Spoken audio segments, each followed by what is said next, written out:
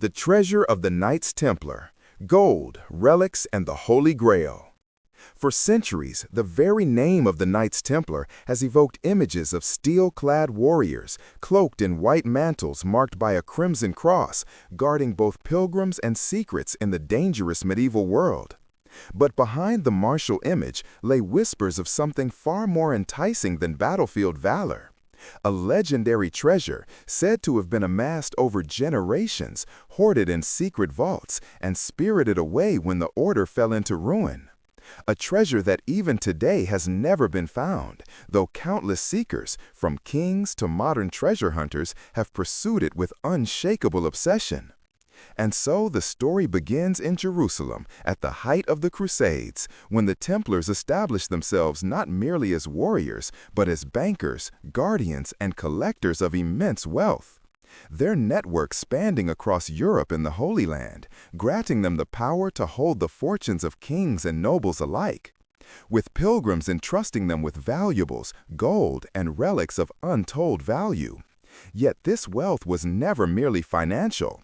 According to rumor, it also included relics of Christianity's deepest mysteries, from the fragments of the true cross to the chalice of the Last Supper, the Holy Grail itself, guarded in secrecy beneath their headquarters on the Temple Mount. And while history teaches us that Philip IV of France, crushed by debt to the Templars, orchestrated their downfall in 1307, seizing their properties and arresting their leaders, what it cannot answer is what happened to their immense treasure. For when soldiers stormed the commanderies, they found little more than empty rooms and abandoned chests, as if the wealth of centuries had evaporated into thin air. And so the legend was born that the Templars, forewarned of their imminent destruction, spirited away their riches under the cover of night, loading carts with gold and relics and sending them westward, perhaps by land through hidden routes, perhaps by sea through the port of La Rochelle, where ships vanished into the mist, never to be seen again. From that point forward, speculation has wrapped around the missing treasure like ivy around a crumbling wall, with some claiming it was carried to Scotland, hidden in Rosslyn Chapel, its intricate carvings concealing secrets of sacred geometry. Others swearing it sailed to Portugal, where the Templars morphed into the Order of Christ, carrying their relics into the age of exploration. While still others believe it lies beneath Oak Island in Nova Scotia, guarded by a labyrinth of tunnels and traps, a theory that has fueled centuries of treasure hunts and countless fortunes spent on excavation, yet none have uncovered the heart of the mystery. Historians remind us that perhaps the treasure was never physical, but rather knowledge, secret teachings passed down from ancient sources, perhaps even wisdom preserved from Solomon's temple itself, hidden beneath Jerusalem when the Templars first dug their tunnels there. Knowledge that would have granted them immense influence over both church and crown. Knowledge that, if ever revealed, could shake the foundations of faith and history alike. But whether the treasure was gold, relic, or secret truth, the fact remains that it was never accounted for, never catalogued, never returned to the hands of the monarchs who lusted for it, leaving a gap in the record that echoes like an unanswered question through time.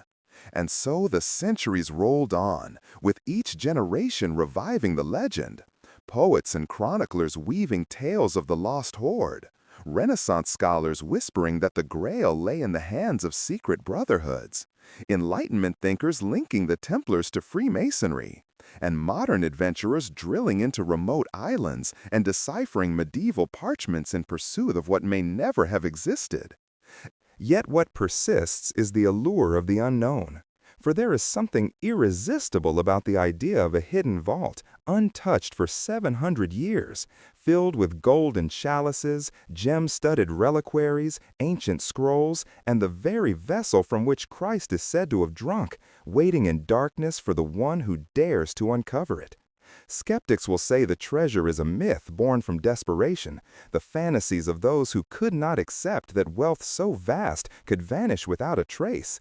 But believers will counter with the silence of the records, the evasions of papal decrees, and the unexplained survival of Templar symbols across continents, suggesting that their legacy endured in hidden form, guarding something too dangerous to expose, too sacred to reveal, until the appointed time. And so the question lingers, growing more tantalizing with every retelling. If the Templars did hide their treasure, where does it lie? Buried beneath the ruins of a European abbey, sealed in a mountain vault in Portugal, resting in secret beneath the floors of Rosslyn Chapel, sunk beneath the silt of Oak Island's booby-trapped pit, or carried far across the seas to lands unknown, guarded by descendants who hold the keys to mysteries we cannot yet fathom? Perhaps we will never know, for each attempt to pierce the veil has ended in ruin, with treasure hunters bankrupted, expeditions lost, and seekers swaddled by the same shadows that have cloaked the Templars since their fiery suppression.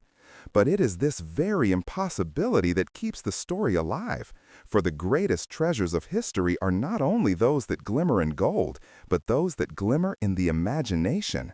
And in this sense, the Knights Templar have succeeded in crafting the most enduring treasure of all, a mystery that has never been found, and perhaps never will. The lost treasure of El Dorado, the golden city of dreams. There are few legends in human history that gleam as brightly as the tale of El Dorado, the mythical city of gold, said to lie hidden somewhere deep in the jungles of South America. A place where every building shimmered with precious metal, where the very dust of the earth was flecked with gold, where kings bathed in riches of riches, and where wealth so vast it defies comprehension was offered in ceremonies that dazzled the eyes of all who heard the stories. Yet despite centuries of searching, no explorer, conqueror, or treasure hunter has ever uncovered this fabled city, leaving behind only fragments of rumor, ruined expeditions, and the echo of a promise too alluring to die. The story began with whispers carried by the first Spanish conquistadors who ventured into the Andean highlands in the early 16th century. Hearing from indigenous peoples of a ritual in which a king, naked and anointed with sticky resin, would cover himself in gold dust until he glowed like the sun itself, then sail out onto the middle of a sacred lake, cast offerings of emeralds and golden artifacts into the water, and finally plunge into the depths to wash away the shimmering layer from his skin. A living embodiment of the divine who merged with the gods in a dazzling ceremony. And from this ritual was born the word El Dorado, meaning the Gilded One. But soon, in the fevered imaginations of European adventurers, the term shifted from a man to a place, and from a place to an entire kingdom, until the New World itself seemed to pulse with the promise of golden utopias hidden just beyond the horizon. Explorers like Gonzalo Pizarro, Francisco de Orellana, and Sir Walter Raleigh plunged into uncharted territories, convinced that just beyond the next jungle canopy, over the next mountain ridge, or along the next winding river lay the golden city that would make them wealthier than any monarch alive. And yet what they found instead were disease, starvation, betrayal, and death. Their expeditions ending in failure, their dreams crushed beneath the weight of endless rainforest and hostile terrain. Though their tales, often embroidered in desperation, only fueled further quests, ensuring that the obsession with El Dorado burned brighter with each failure. One of the most enduring sites of fascination has been Lake Guatavita in present-day Colombia, where the Muisca people are said to have performed their golden raft ritual. And indeed, divers and excavators have recovered ornaments, jewelry, and offerings from its depths, shimmering proof that there was at least a kernel of truth in the legend, but never enough to suggest a city paved in gold, only enough to tantalize and provoke the imagination to insist that greater riches must lie elsewhere. In truth, El Dorado may never have been a single place, but rather a shifting mirage born from the merging of indigenous ceremonial traditions and European greed. a myth that traveled like wildfire, mutating with every telling, until even the explorers themselves could no longer distinguish truth from invention. And yet, as with all great mysteries, it is precisely this uncertainty that ensures its endurance. For if El Dorado had ever been discovered, stripped of its gold and cataloged by some colonial power, it would today be no more than another entry in the plundered annals of history. But in its absence, it remains eternal, shimmering on the edge of imagination, calling to those who dare to believe that somewhere in the vast, tangled heart of South America, perhaps beneath vines that have grown undisturbed for centuries, perhaps in caverns yet untouched by human hands, the Golden City still waits, silent, radiant, and secret. And so modern adventurers continue to search, using satellites, drones, and sonar to probe the landscape, while local lore keeps alive the idea that the land itself guards its treasure from outsiders, allowing only the initiated, the worthy, or the foolhardy to come close.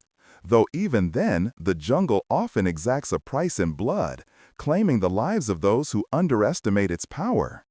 And so El Dorado remains, not merely a lost treasure, but a symbol, a mirror reflecting the insatiable hunger of human longing.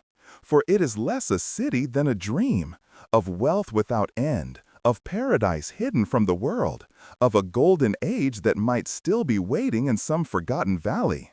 And while the conquistadors failed, while centuries of explorers returned empty-handed, the myth still glitters, still whispers, still beckons, because some mysteries refuse to be solved, and some treasures are meant to remain forever lost, shimmering not in reality but in the endless depths of human longing. The Amber Room, the jeweled chamber that vanished in war.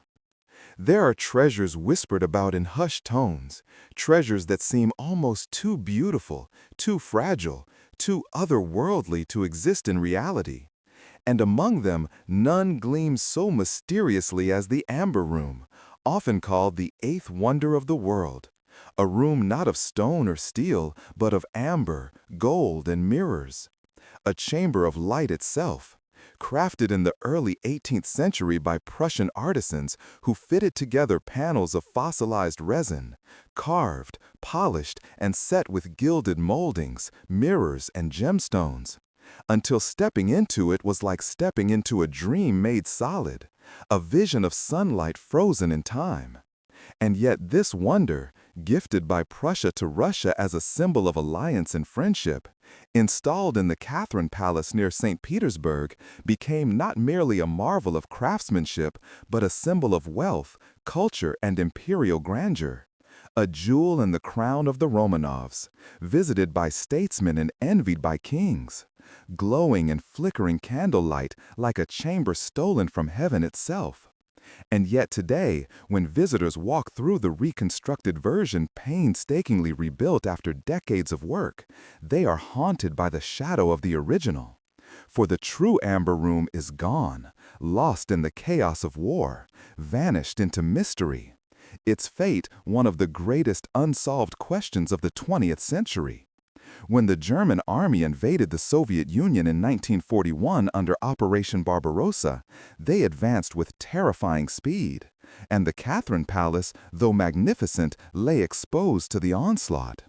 The Soviets, in desperation, tried to protect the Amber Room by covering its delicate panels with wallpaper, by attempting to remove pieces for evacuation. But the brittle amber cracked and crumbled in their hands, too fragile to endure the hurried rescue. And so the chamber, left vulnerable, fell into German hands, where it was quickly dismantled, packed into crates, and shipped to Königsberg in East Prussia to be displayed in the city's Castle Museum, a glittering prize that seemed to proclaim Nazi dominance over the cultural treasures of the world. Yet this triumph was brief, for as the war turned against Germany, Königsberg itself came under relentless bombardment by British air raids in 1944, and later by the advancing Soviet army in 1945. And in this maelstrom, the Amber Room vanished, swallowed by the firestorm of history. Some say it was destroyed in the bombing, reduced to ashes along with the city's other treasures. Others insist it was crated once more, hidden in salt mines, buried in tunnels, or sunk aboard fleeing ships, waiting still in some forgotten corner of Europe, its golden glow locked away in darkness. The theories surrounding its disappearance have multiplied endlessly, like branches twisting from a single trunk, each more tantalizing than the last. One rumor claims it was loaded onto the German ship Wilhelm Gustloff, which was sunk by a Soviet submarine in the Baltic Sea, taking thousands of lives and possibly the treasure with it, lying now beneath cold waters, its amber panels dissolving slowly in salt and silence. Another suggests that it was hidden in underground tunnels beneath Königsberg Castle, sealed by retreating Germans and later obliterated by Soviet demolition, its fragments still entombed beneath layers of rubble.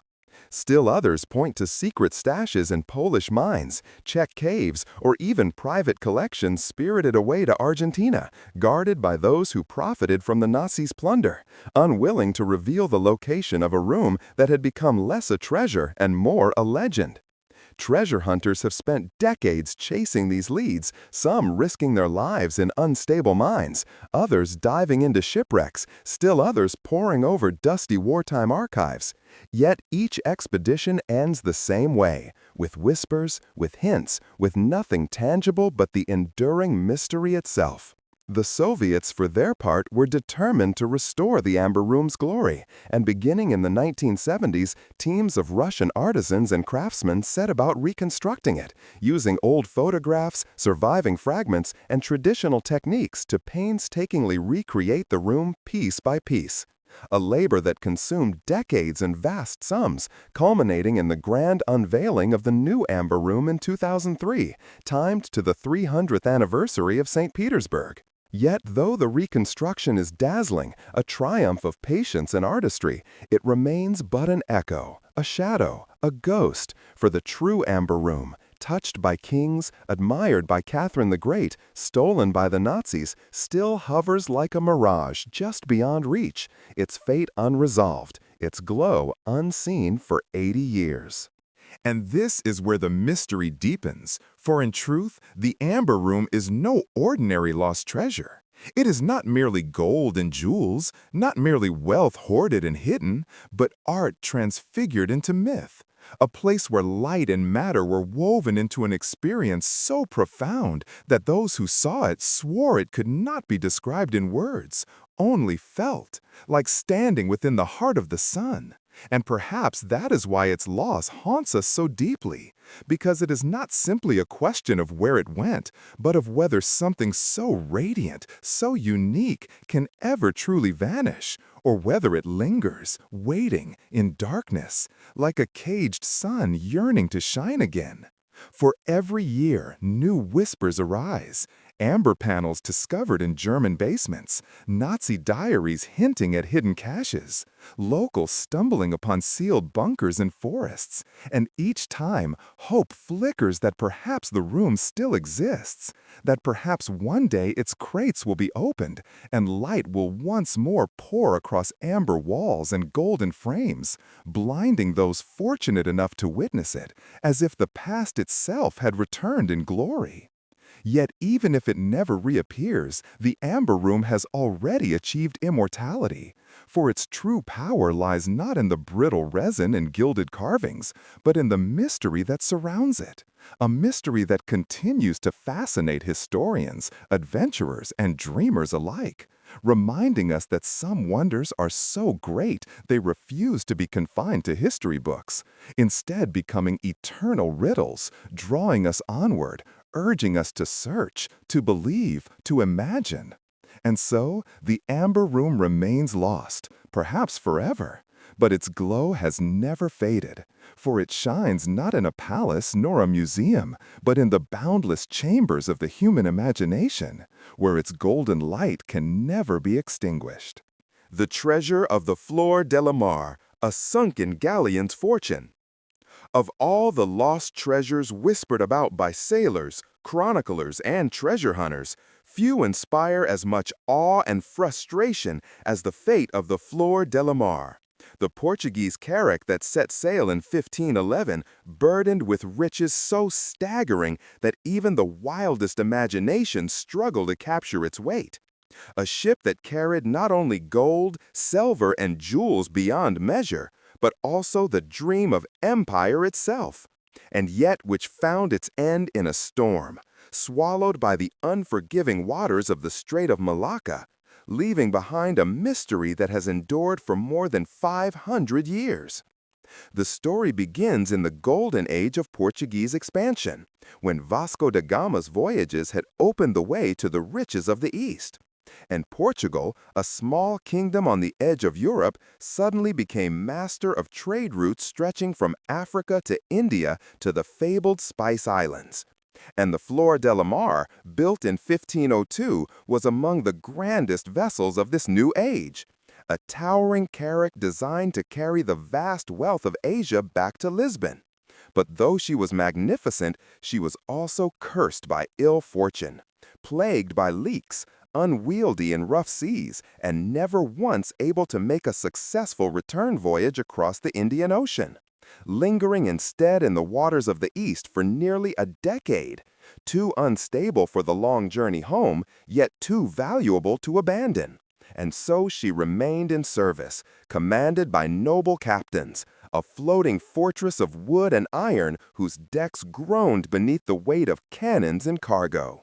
It was in 1511, under the command of Afonso de Albuquerque, that the Flor de la Mar embarked on her fateful voyage, laden with the spoils of Malacca after the Portuguese conquest of the city. For Malacca was not merely a port, but the beating heart of the spice trade, the crossroads of Asia where merchants from China, India, Arabia, and the Malay archipelago gathered to exchange silks, porcelain, pepper, and cloves.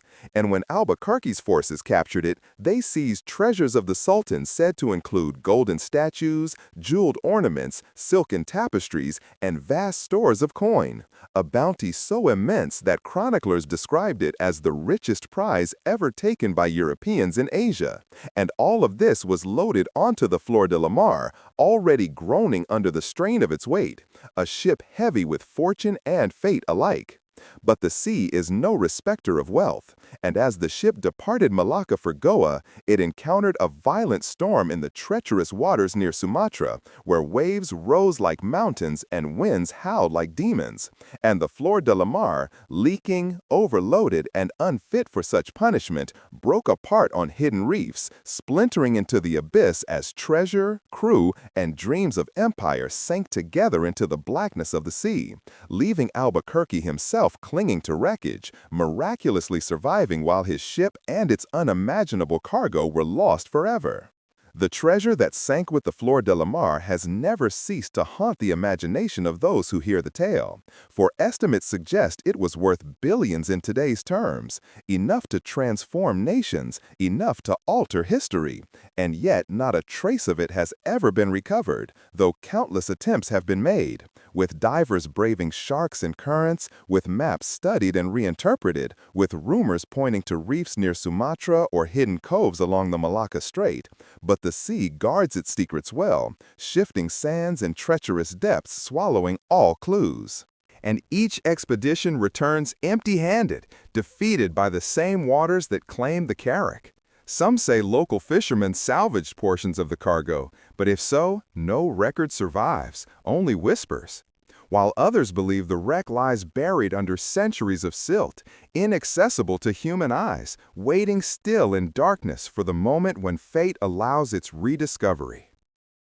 Yet, as with all great mysteries, the Flor de la Mar is not merely about gold or jewels, but about what is lost when ambition collides with nature. For this was no ordinary shipwreck, but a parable of human greed, of empires grasping too tightly at riches, of men who thought they could command the seas only to be humbled by them. And perhaps that is why the story endures, why treasure hunters still dream of finding the wreck. Because to recover it would be to hold in one's hands the lost glory of an age, to reach across centuries and grasp the very wealth that kings and sultans once fought to control.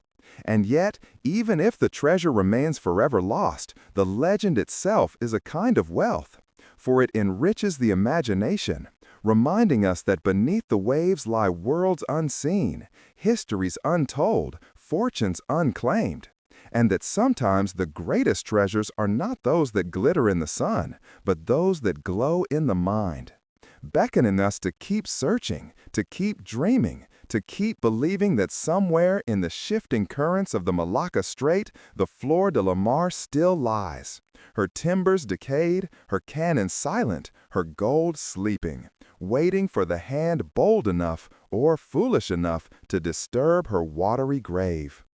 The Oak Island Money Pit, a labyrinth of secrets beneath the earth? If one were to sail along the windswept coast of Nova Scotia, a place where pine forests touch the restless Atlantic, one might come across a small, unassuming island. Barely 140 acres in size, Oak Island appears, at first glance, like any other among the constellation of rocky islets scattered across Mahone Bay. Yet beneath its soil lies a mystery so profound, so enduring, that it has lured kings, presidents, and treasure hunters alike into its depths. It is said that Oak Island guards a secret fortune: gold, jewels, manuscripts, or perhaps something even more extraordinary, hidden in what has come to be known as the Money Pit. For over 2 centuries, explorers have bled money, sweat, and lives into its earth, yet the prize remains elusive, retreating ever deeper with every attempt to claim it. The story begins in 1795 with a young man named Daniel McGinnis, a teenager wandering the woods of Oak Island in search of farmland. What he stumbled upon instead was a strange depression in the ground beneath an old oak tree. Suspended from its branches was evidence of a block and tackle, suggesting that someone, long before him, had used the tree to lower or raise heavy objects into the pit below. McGinnis, along with 2 companions, Anthony Vaughan and John Smith, began to dig. At 2 feet, they uncovered a layer of flagstones not native to the island. At 10 feet, a tier of oak logs stretched across the shaft, and another at 20 feet, then 30. The pattern was undeniable. This was no natural hollow. Someone had gone to extraordinary lengths to build something here, deliberately and with purpose. Word spread quickly. By the early 1800s, the Onslow Company, a group of wealthy investors, took over the dig, convinced that pirate treasure lay buried within. Stories abounded of Captain Kidd, the infamous Scottish pirate, who was said to have hidden a portion of his vast plunder where none but Satan and myself can find it. Oak Island seemed to fit the bill. The Onslow crew continued digging, finding oak platforms every 10 feet, interspersed with layers of charcoal, putty, and coconut fiber, materials alien to Nova Scotia, imported at great effort from distant lands.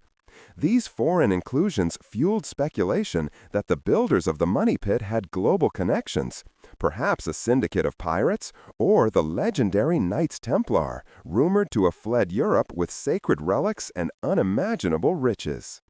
At 90 feet, the Onslow Company discovered something that set Oak Island apart from any treasure legend in the world. Embedded in the shaft was a flat stone inscribed with mysterious symbols. The markings resisted translation for decades until a later scholar claimed they spelled 40 feet below, 2 million pounds are buried. Whether this translation was accurate or a fabrication remains debated, but the inscription added fuel to the growing obsession. Yet fate dealt a cruel twist. When the team attempted to dig deeper, the shaft suddenly filled with seawater, flooding their work. Despite bailing and pumping, the water level would not recede. It was as if the pit itself was alive, designed to protect its contents from intrusion. Herein lies one of the greatest enigmas of the Money Pit, its engineering. Subsequent excavations revealed that the shaft was connected to a system of flood tunnels leading from Smith's Cove, some 500 feet away. These tunnels, lined with layers of coconut fiber and eelgrass, acted as primitive filters, channeling seawater into the pit whenever it was breached. Imagine the ingenuity required to design such a system in the 17th or 18th century, if indeed that was when it was built. Whoever constructed the pit did not merely bury treasure. They created an elaborate trap to guard it, one that has outwitted generations of diggers. As the years turned into decades, companies rose and fell, fortunes were spent, and lives were lost. In 1849, the Truro Company sank a drill into the pit and brought up tantalizing evidence: bits of oak, coconut fiber, and what appeared to be fragments of gold chain. They believed they had pierced through chests of treasure, but again, the flooding thwarted them. In 1861, another company attempted to drain the pit by constructing a parallel shaft, only for it too to collapse and flood, claiming the life of a worker. Tragedy became a recurring theme. In 1897, a group of explorers named the Oak Island Treasure Company drilled into the pit and retrieved a fragment of parchment inscribed with letters, possibly V and I. Was this proof of secret manuscripts? Perhaps ancient documents hidden from the world?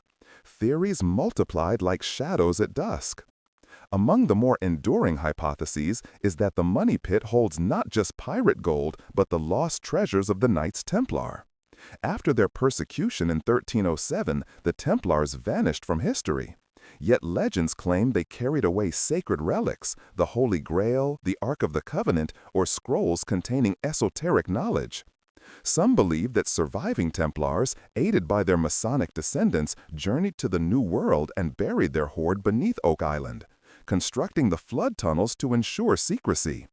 Proponents point to the stone cross formations found on the island, eerily reminiscent of Templar symbology, as well as the supposed curse that hangs over the pit, that 7 must die before the treasure is revealed. To date, 6 lives have been claimed. Others suggest the pit conceals the works of Francis Bacon, the English philosopher, rumored by some to be the true author of Shakespeare's plays. According to this theory, Bacon's manuscripts, perhaps encoded with knowledge of alchemy or the Rosicrucians, were spirited away to Oak Island for safekeeping. Supporters note the strange inscribed stone and cryptic symbols as evidence of Baconian ciphers. Still others claim the Spanish, during their conquest of the Americas, may have buried looted Inca or Aztec gold here, or that the pit hides proof of pre-Columbian voyages from Europe, Africa, or even Asia. The allure of Oak Island grew so strong that it attracted figures of immense prominence. Franklin D. Roosevelt, long before his presidency, joined the Old Gold Salvage Group in 1909 to search the island, becoming entranced by its mystery. The Kennedy family also invested in expeditions.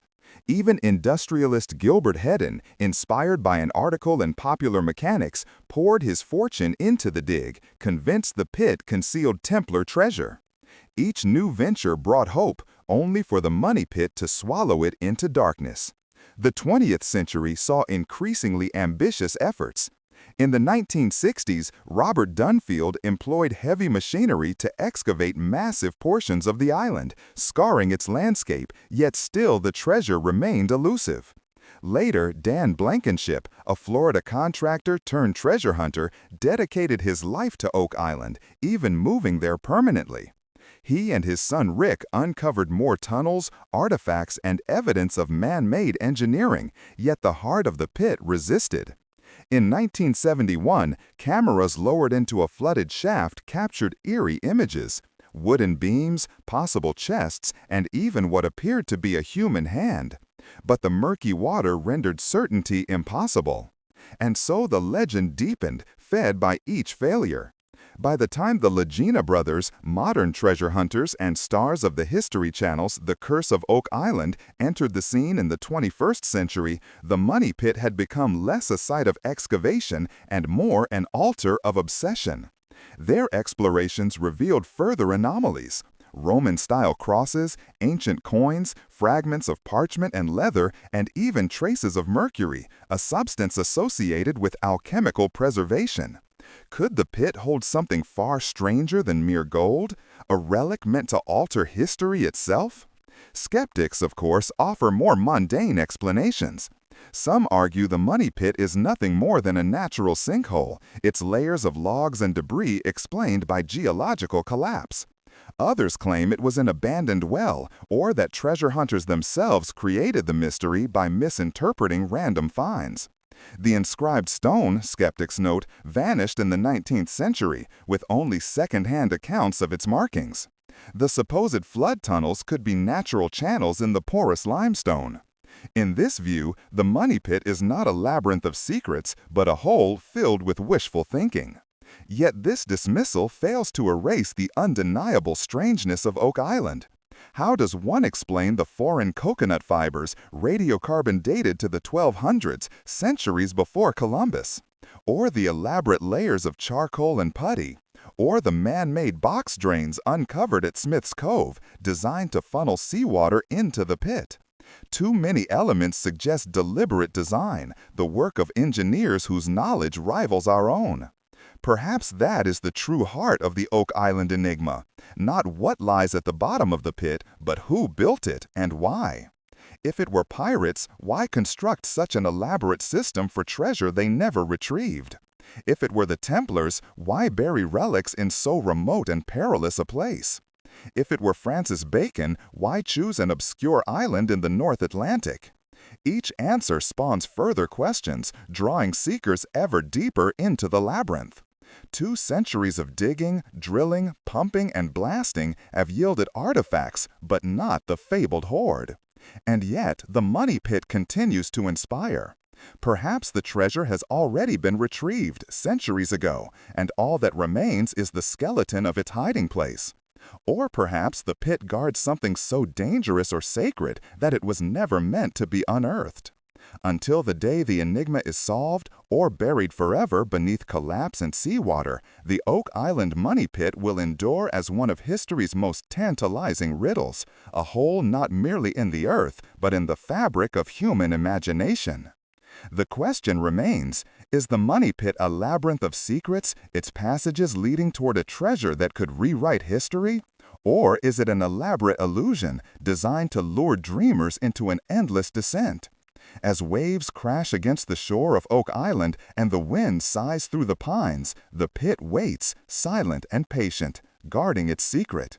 Whether that secret is gold, sacred relics, or nothing at all, it has already achieved immortality, not in treasure, but in the eternal hunger of the human spirit to seek what is hidden, no matter the cost. The treasure of Lima, a lost hoard of empire and betrayal. When rebellion swept across South America in the early 19th century, the Spanish Empire watched in dread as the colonies that had once poured unimaginable wealth into Madrid turned restless. And among the jewels of Spain's dominion, none gleamed brighter than Lima, the city of kings, a capital whose cathedrals, palaces, and treasuries overflowed with gold and silver stripped from Andean mines and worked by the hands of countless laborers. And when in 1820 the liberator José de San Martín marched on Peru, fear seized the Spanish authorities who saw their empire collapsing. For within Lima lay not just the riches of a city, but the wealth of centuries. Statues of saints wrought in solid gold, jeweled crosses, reliquaries adorned with emeralds, coins stacked in chests by the thousands, even a life-sized Virgin Mary fashioned of pearls and gold. And in a desperate bid to preserve this fortune for Spain, the viceroy gathered the treasures of the churches, monasteries, and colonial treasuries into an immense hoard, entrusted it to the British merchant ship Mary Dear, and placed it under the command of Captain William Thompson with strict orders to sail north to Mexico, where Spanish power still held firm. But temptation is stronger than loyalty. And once at sea, Thompson and his crew, their eyes lit by the glitter of fortune beyond imagining, turned from protectors into thieves, murdering the Spanish guards and seizing the treasure for themselves. Yet aware that no man could spend such a hoard openly without sealing his doom, they resolved to bury it, to hide it on some remote isle until the chaos of revolution passed. And so legend tells that they chose Cocos Island, a rain-drenched outcrop cloaked in jungle off the coast of Costa Rica, where the hoard was carried ashore and hidden in caverns or beneath the earth, its brilliance swallowed by the darkness of the island's volcanic heart.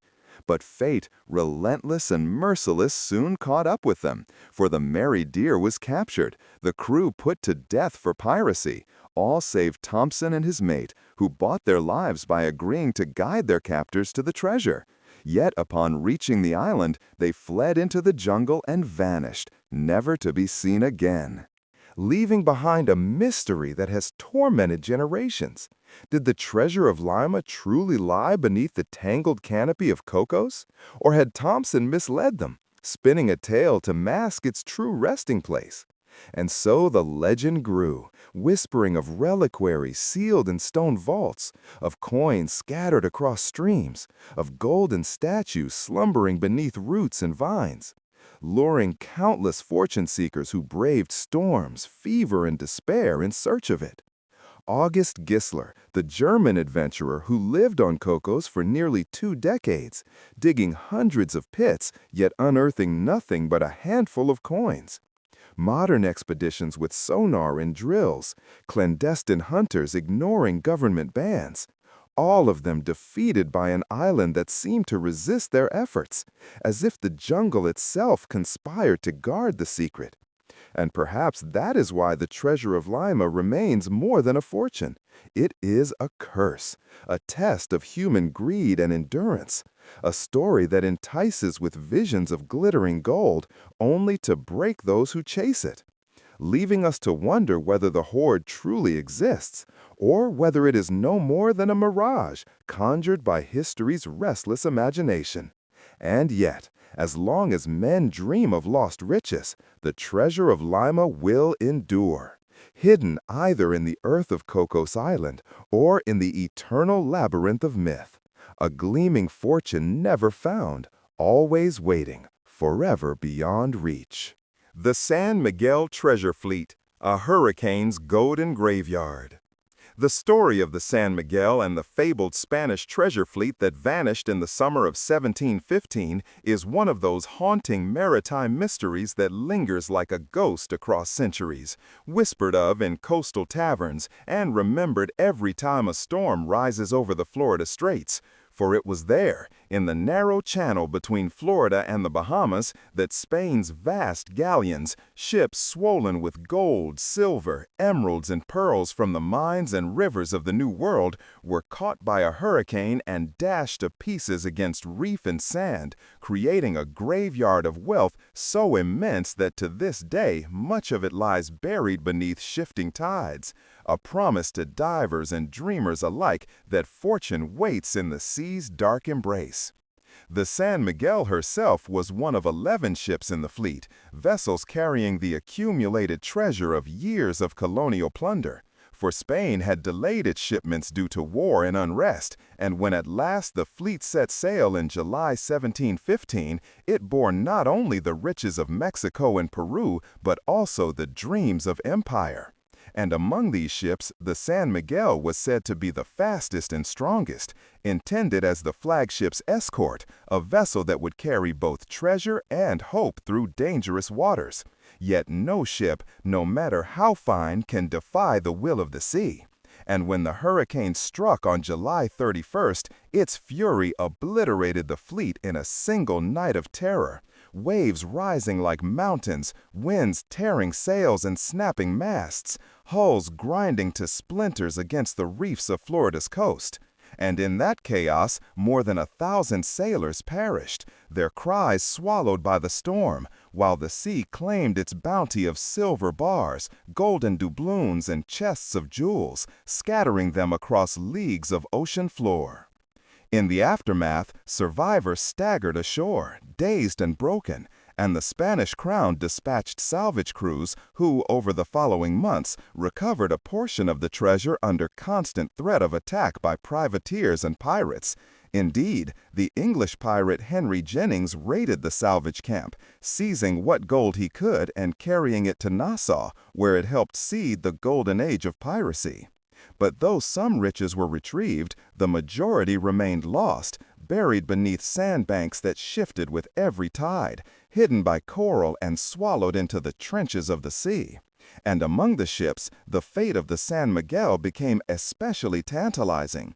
For while the wrecks of several fleet vessels have been identified and partially salvaged over the centuries, the San Miguel, which was believed to have carried one of the richest cargoes, has never been definitively located, her treasure untouched since that night of fury. Over the past 3 centuries, countless attempts have been made to find her. In the 20th century, modern treasure hunters with metal detectors and diving gear discovered coins washing up on Florida's beaches, evidence of the fleet's presence, and expeditions uncovered scattered relics, silver cobs stamped with the Cross of Spain, golden chains, jewelry studded with emeralds from Colombia, ornate religious artifacts meant for cathedrals in Madrid. But these were only fragments, tokens of the greater prize lying deeper still. The San Miguel, if found, could yield a hoard worth billions. Yet despite sonar sweeps, magnetometer surveys, and endless dives, her resting place remains elusive, concealed beneath centuries of storms that have shifted the seafloor like a living thing, erasing clues as quickly as they appear.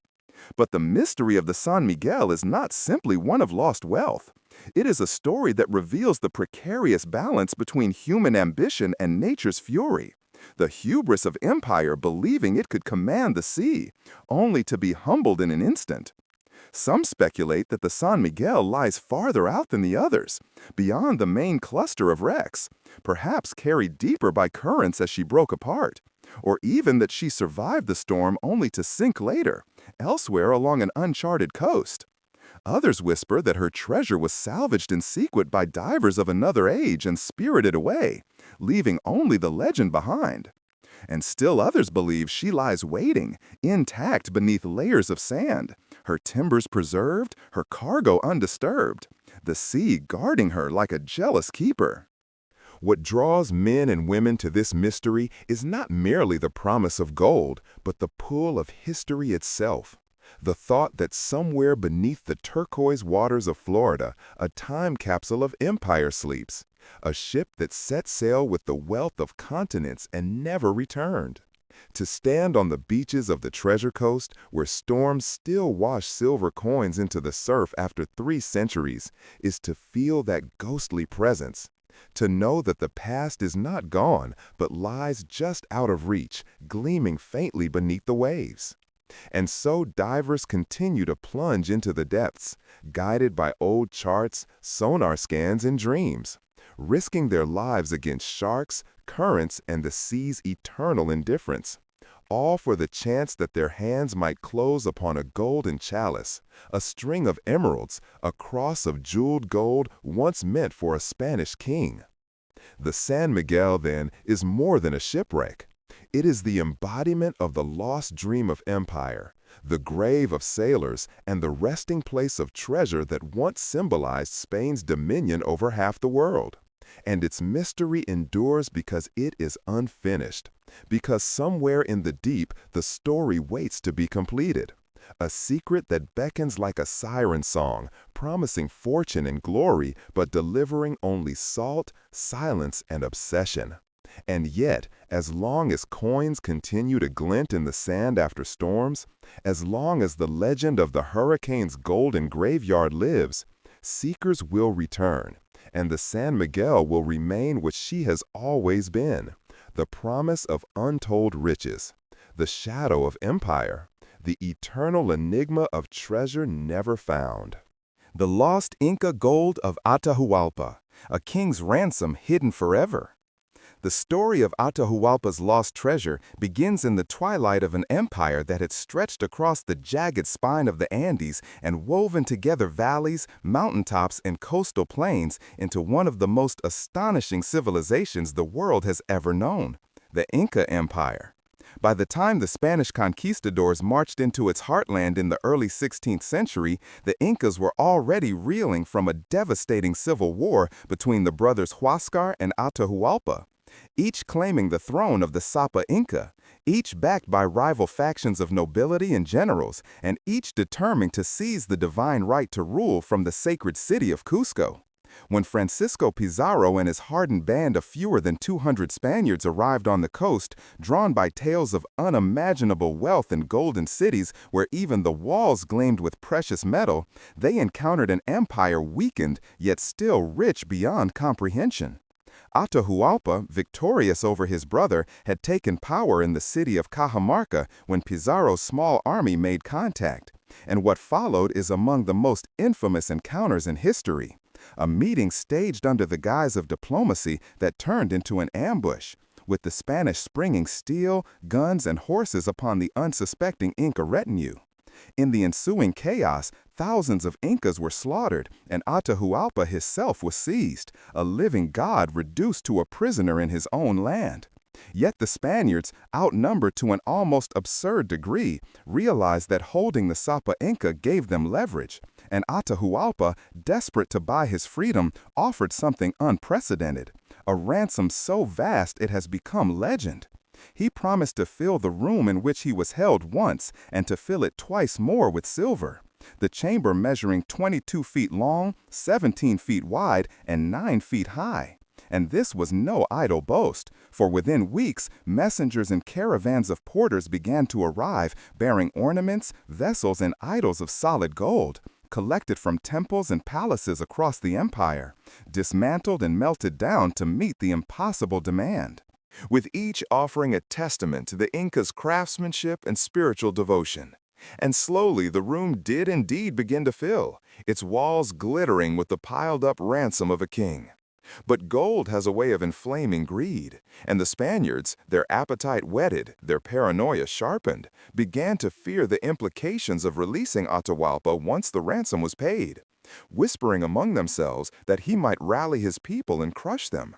And so, in one of history's most treacherous betrayals, they staged a mock trial, condemned him on fabricated charges, and executed him in 1533, strangling him after forcing his baptism to avoid the spectacle of burning. The ransom that had already been delivered was seized and shipped back to Spain in melted ingots. But what has puzzled historians, treasure hunters, and storytellers for centuries is the portion of the ransom that was never delivered. For couriers were still on their way when the execution occurred, carrying with them vast quantities of gold and silver that would never reach Cajamarca. It is said that once word spread of the Inca king's death, the porters, priests, and nobles who were bringing the treasure scattered in panic, hiding their loads in caves, lake bottoms, and mountain passes to keep it out of Spanish hands. And this missing fortune, sometimes estimated in the billions in modern value, became the stuff of enduring legend, whispered in the high villages of the Andes and written in the accounts of Spanish chroniclers who lamented the treasure that slipped away. Rumors swirl around Lake Yanacocha and Lake Titicaca, around secret tunnels beneath Cusco, and in the endless folds of the Andes, where valleys can conceal entire cities, with each generation of explorers and adventurers convinced they are on the cusp of rediscovering Atahualpa's lost ransom, yet none ever succeed. Tales abound of cursed expeditions, men vanishing into the jungle or the mountains, maps leading only to dead ends, and guides who disappear with the promise of secret knowledge. In some versions of the story, the treasure was deliberately hidden by Inca loyalists who believed their god king would one day return, and that his ransom must await his resurrection, safely buried beneath the earth where no conquistador could ever lay hands on it. In others, it is said that the Inca priests cast the treasure into deep waters, making offerings to the gods of the underworld and the mountains, ensuring that the betrayal of Atahualpa would be answered with the permanent denial of his ransom to the foreigners. Yet even as these myths entwine with history, tantalizing fragments of evidence continue to surface. Spanish documents referencing caravans that never arrived, Quechua oral traditions that mention hidden caches, and occasional archaeological discoveries of small deposits of hastily concealed Inca artifacts, though never the motherlode of the king's ransom itself. Modern treasure hunters have mounted expeditions with helicopters, diving equipment, and satellite mapping, scouring lake shores and mountainsides, convinced that technology will succeed where generations of prospectors failed. But the Andes remain vast, treacherous, and secretive, guarding their mysteries with landslides, earthquakes, and the sheer scale of their wilderness. Skeptics argue that the entire story may be exaggerated, that much of the treasure was already captured by the Spanish, and that what was lost only to fragments. While believers insist that the Incas' wealth was so enormous that even fragments could dwarf known discoveries.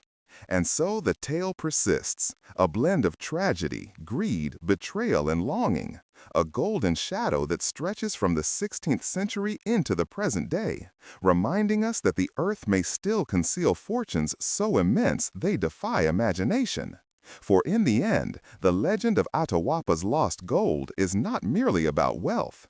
It is about the collision of worlds, the downfall of a civilization, and the unyielding allure of treasure that is always just beyond reach, glittering in the mind's eye, forever hidden in the mountains, waiting for those daring enough or foolish enough to chase its echo. The Confederate gold, treasure of a vanished cause. When the American Civil War came to its bloody and exhausting close in the spring of 1865, the shattered Confederacy left behind not only the ruins of a failed rebellion, but also one of history's most enduring and elusive treasure legends, the Confederate gold, a fortune in coin, bullion, and possibly jewels that seemed to vanish into thin air just as the South collapsed. To understand the mystery, one must first picture the final desperate days of Jefferson Davis's government, when Richmond, the Confederate capital, fell to Union forces and the remnants of the Confederacy fled southward in chaos, their hopes dimming by the hour, yet still clinging to the dream of reorganizing elsewhere. In those frantic days, the Confederate treasury, consisting of gold and silver reserves along with contributions from private citizens, was hastily gathered and transported with Davis and his cabinet, carried by train and wagon across the war-torn South, guarded by dwindling escorts who were themselves weary, hungry, and uncertain of their cause's future. The exact amount has never been agreed upon. Some accounts place it at just a few $100,000, others suggest millions in today's value. But what matters is that it was enough to represent the last tangible hope of a collapsing nation, the financial fuel that might have sustained a government in exile or funded guerrilla resistance had it remained intact. Yet, as Union forces pressed closer, supply lines broke down and lawlessness spread. The journey of the treasure became increasingly murky, punctuated by conflicting testimonies, rumors of theft, and unexplained disappearances. So much so that by the time Jefferson Davis himself was captured in Georgia in May 1865, the Confederate gold had effectively dissolved into legend. The trail begins with the evacuation of Richmond, where records show that a train left the capital loaded with currency, bullion, and the archives of the Confederate state. Some of this wealth was used to pay soldiers or siphoned off by officials en route, but large portions remained in the care of an escort charged with its protection. As the train rattled through Virginia, witnesses reported seeing guards carrying heavy chests, though later claims suggest that many of these were filled with nothing but worthless Confederate paper, already nearly valueless as the Confederacy's collapse loomed, while the real treasure was kept separately, more discreetly, perhaps hidden among supply wagons or in secret compartments. When the train reached Danville, temporarily serving as the Confederate capital, some payments were made, but soon it pushed farther south, shadowed by Union cavalry, the roads swarming with deserters, bandits, and desperate men seeking any opportunity for plunder. In Georgia, the treasure caravan reportedly split, part moving with Davis, part sent in other directions for safekeeping, a decision that may have sealed its fate. For dispersal made it easier for sections of the horde to vanish piecemeal, each subgroup vulnerable to theft, betrayal, or simply being lost in the confusion. When the train reached Danville, temporarily serving as the Confederate capital, some payments were made, but soon it pushed farther south, shadowed by Union cavalry, the roads swarming with deserters, bandits, and desperate men seeking any opportunity for plunder. In Georgia, the treasure caravan reportedly split, part moving with Davis, part sent in other directions for safekeeping, a decision that may have sealed its fate, for dispersal made it easier for sections of the hoard to vanish piecemeal, each subgroup vulnerable to theft, betrayal, or simply being lost in the confusion. Legends abound about what happened next. One story insists that near Washington, Georgia, a wagon train laden with gold was intercepted by bandits, possibly even by its own guards, who killed, buried, or concealed the treasure before disappearing into anonymity. Another account claims that much of the gold was hastily buried in the woods, swamps, or riverbanks of Georgia, hidden with the intention of recovery once the Confederate cause revived, but never retrieved after the dream of resurrection withered. Still others point to scattered reports of gold coins surfacing in strange places over the decades, Confederate sealed chests allegedly dug up by farmers or construction crews, though such tales often dissolve under scrutiny. Union records mention confiscated Confederate currency, but strikingly little bullion, raising the tantalizing question, did the treasure vanish before Union troops ever had a chance to seize it? In the 20th century, treasure hunters, local historians, and conspiracy theorists alike fanned the flames of the mystery, proposing that secret societies such as the Ku Klux Klan or the Knights of the Golden Circle may have hidden the gold to fund clandestine operations, or even that Jefferson Davis entrusted parts of it to loyal couriers who carried it to Cuba, Mexico, or Europe to support the remnants of the Confederate cause abroad. Some even argue that traces of the Confederate hoard helped fund Southern industrialists in the Reconstruction years, its origins deliberately obscured to prevent discovery. Perhaps the most dramatic twist in the tale lies in the claims surrounding Lake Michigan and Muskegon, Michigan, where legends tell of Confederate gold smuggled northward, hidden aboard Great Lakes ships, and lost in wrecks beneath cold waters. Though such theories stretch plausibility, they highlight how far the imagination has carried the story. Equally persistent are tales of buried caches in Alabama and Mississippi, treasure maps that resurface in attics and trunks, and coded messages allegedly pointing to the locations of concealed bullion. In every southern state from Virginia to Texas, one can find local folklore insisting that the missing Confederate treasure lies beneath a particular hillside, swamp, or abandoned plantation well, waiting for someone bold enough to uncover it. What fuels these beliefs is not just greed, but a sense of unfinished history. For the Confederate gold is more than a lost fortune. It is a symbol of what the South could never reclaim, a tangible remnant of a cause that dissolved into myth. The most intriguing element is how little concrete evidence exists, yet how stubbornly the legend refuses to die. Treasure hunters in the 20th century dug across Georgia, Alabama, and beyond, some with crude tools, others with advanced detectors and ground-penetrating radar. Yet none ever turned up the mother lode.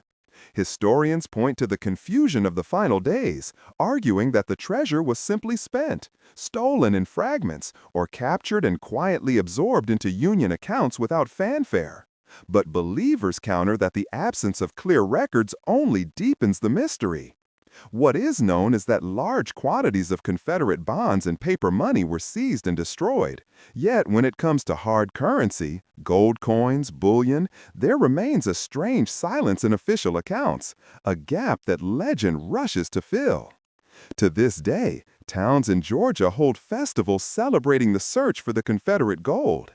Markers stand in forests where it is said to have been buried, and amateur adventurers still tromp through swamps with shovels and metal detectors, convinced that somewhere under their feet lies a chest of forgotten bullion.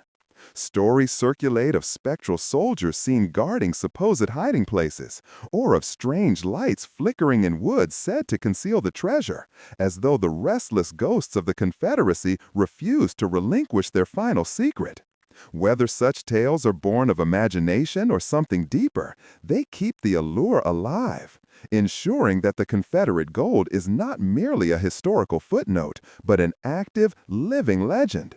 Its power lies not only in the possibility of immense wealth, but in the tantalizing connection to a vanished cause, a defiant rebellion whose last treasure may still sleep beneath Southern soil.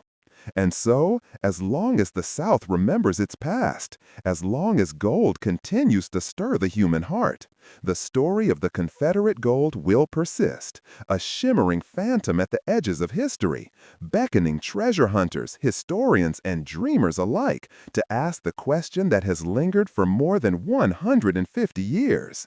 Did the Confederate gold vanish forever into the chaos of 1865?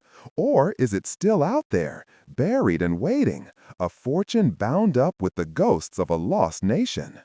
The treasure of the Copper Scroll, ancient secrets of hidden temple wealth?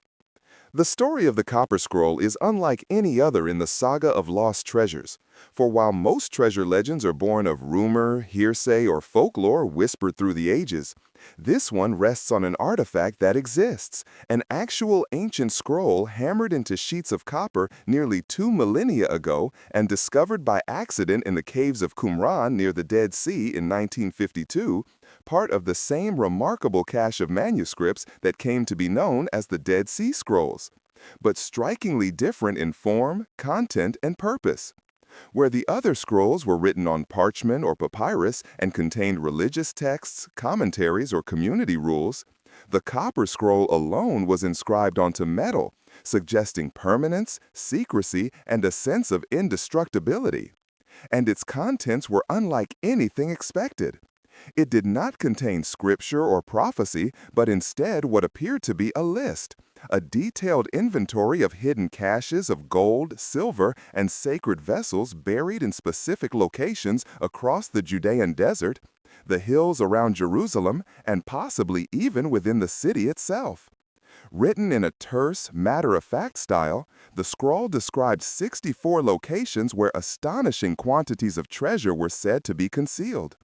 Amounts so vast that if taken literally, they would dwarf the known wealth of the Second Temple and rival the hordes of empires. Referencing hundreds of talents of gold and silver, vessels for ritual use, and priestly objects that had adorned the sanctuary, creating the extraordinary possibility that somewhere beneath the dust and rock of the Holy Land lies a treasure beyond measure, deliberately hidden during a time of war, turmoil, or impending catastrophe. Yet from the moment of its discovery, the Copper Scroll has been a riddle that refuses to resolve. Scholars debate endlessly who wrote it, when, and why, with some arguing it dates to the 1st century CE, perhaps compiled by priests fleeing the Roman destruction of the temple in 70 CE, while others suggest it belongs to the mysterious Essene sect associated with Qumran, who may have taken it upon themselves to safeguard the wealth of the temple from Roman seizure. Still others propose it represents a completely different group, a splinter priesthood or secret society that claimed authority over the sacred treasures and sought to preserve them for a prophesied restoration. The style of writing is awkward and difficult, and the locations it lists are described in vague, often poetic terms. In the ruin in the valley of Achor, under the steps, 40 cubits, a chest of silver and its vessels. Or, in the cistern by the court, with a shroud of resin, 70 talents of silver. Phrases that tantalize with specificity yet frustrate with obscurity, for none of the landmarks are easily matched with known sites today. Even the script itself is unusual, leading to debates about whether the scroll's author was educated or deliberately cryptic, and whether the amounts recorded were literal or symbolic. For the sheer scale of the wealth described, over 200 tons of precious metals by some estimates, strains credulity and has led some to dismiss the scroll as a work of imagination, a spiritual allegory, or a coded text not meant to be taken at face value. But for treasure hunters, the Copper Scroll is irresistible, a kind of divine treasure map whose authenticity is validated by its very materiality, a scroll that could not easily be faked in antiquity, and which lists its supposed hoards with unnerving bluntness. Expeditions have been mounted since the 1950s to search for the caches, with adventurers and archaeologists alike scouring the wadis, caves, and ruins of the Judean desert. Yet none have uncovered the treasures described, though tantalizing hints sometimes emerge. Anomalies in ground scans, rumors of secret digs, whispers that certain discoveries were hushed up by religious or political authorities wary of their implications. Indeed, the politics of the Holy Land cast a long shadow over the Copper Scroll, for its treasure, if real, would be tied to the Second Temple, Judaism's most sacred site, and any recovery would ignite fierce debates over ownership, religious meaning, and international claims, perhaps explaining why some believe the scroll's secrets have been deliberately kept obscured, buried under layers of scholarship, bureaucracy, and dispute. Yet the allure persists, drawing not only professional researchers but fringe theorists who link the Copper Scroll's treasure to the Ark of the Covenant, to Solomon's lost riches, or even to conspiracies involving the Knights Templar centuries later, weaving the scroll into a much larger tapestry of mystery that spans continents and ages. What deepens the enigma is the nature of the scroll itself, for its copper sheets had to be cut into strips with a saw to even be read. The letters corroded and faded, yet still legible enough to inspire obsession. Its presence among the Dead Sea Scrolls raises profound questions. Why would a sect so focused on spiritual purity preserve such a material, almost crude list of wealth, unless it had urgent importance? And why inscribe it on copper unless its custodians intended it to endure beyond parchment's frailty, to survive the fires and floods of history until the appointed time came for its secrets to be revealed? Some suggest the Copper Scroll is a key, not a map, requiring knowledge passed down orally among initiates to decode its cryptic directions. And without that key, modern readers are fumbling in the dark. Others believe it may indeed be literal, and that its treasures still lie untouched beneath layers of earth and stone, waiting only for the right eyes to recognize the landmarks described. And still others whisper that perhaps the Romans did find and seize the hoards, carrying them to Rome, where they might have contributed to the grandeur of the Colosseum or the vaults of emperors, leaving the Copper Scroll as nothing more than a ghost list, a memory of wealth long plundered. Yet no definitive evidence has emerged to confirm or deny any of these theories. And so the Copper Scroll remains one of history's strangest, most maddening enigmas, an object that should resolve a mystery by its very existence, yet instead only deepens it, teasing us with the possibility of a fortune beyond imagination buried beneath some forgotten ruin or cave, while simultaneously reminding us that certainty may forever elude us. And as long as it exists, hammered in its stubborn copper, it will continue to provoke wonder, greed, faith, and skepticism in equal measure, a testament to humanity's eternal hunger for treasure and for meaning, a list that might point to gold and silver, or to something even more valuable, the unending mystery itself. The lost crown jewels of King John, treasures swallowed by the wash? In the year 1216, as the turbulent reign of King John of England staggered toward its ignoble end, a drama unfolded that would give rise to one of the most tantalizing treasure legends in medieval history.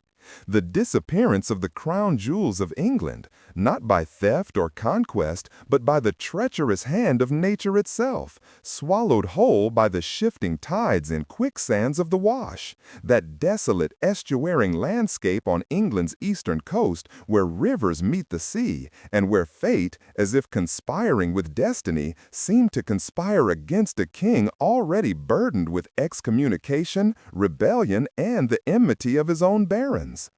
John, infamous for losing Normandy to the French, for wringing his subjects with oppressive taxes, and for earning the epithet Lackland, had in 1215 been forced by his rebellious barons to sign the Magna Carta at Runnymede, a humiliating concession that undermined his royal authority and placed limits on his once absolute power. though John, slippery and duplicitous as ever, never intended to honor it, appealing almost immediately to Pope Innocent III, who annulled the charter and plunged England into civil war known as the First Barons' War. With French Prince Louis invited by the barons to invade and claim the English throne, and his own forces harried on every side, John crisscrossed the country in haste, attempting to shore up what remained of his power, moving his court, his household, and, crucially, his treasure, the great chest of regalia, plate, coins, and sacred relics that symbolized the very authority of the English crown.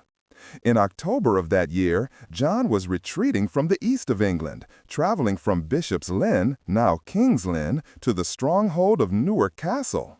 His health was failing. Chroniclers describe him as suffering from dysentery, weakened and exhausted.